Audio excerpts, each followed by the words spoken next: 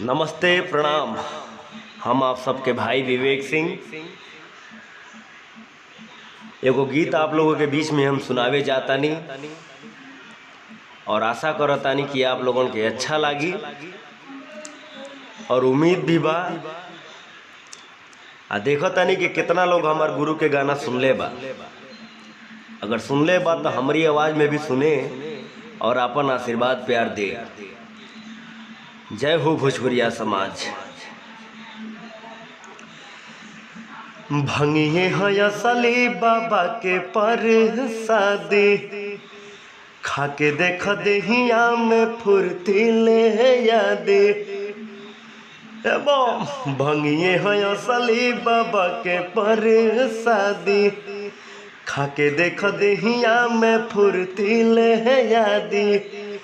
गाजा पिया कम खैनी मिला के, गाजा पिया कम खैनी मिला के।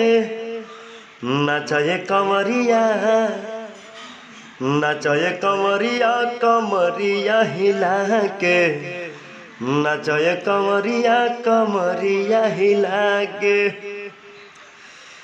सुइया पहाड़ के चढ़ाई हो, तनिको न तोहरा बुझाई हो। सुइया पहाड़ के चढ़ाई हो, तनिको न तोहरा बुझाई हो। बोला तू बोल बम जोर से चिल्ला के, बोला तू बोल बम जोर से चिल्ला के। नाचे कमरिया, हाँ हाँ, नाचे कमरिया, कमरिया हिला के। नाचे कमरिया, कमरिया हिला के। सावन बरसी घटा गरजी हो, बनल रही देहिया में एनर्जी हो।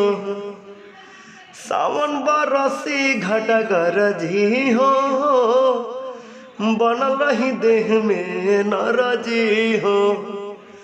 रहिया भटक बना बम तू भूला गे, रहिया भटक बना बम तू भूला गे। नाचे कमरिया, नाचे कमरिया, कमरिया हिला के। नाचे कमरिया, कमरिया हिला के। बम भोले शंकर। आशा करतानी कि आप लोगों के अच्छा लगी। अगर कहीं गलती सही हुई तो माफ़ करिए। जय हो भोजपुरिया समाज।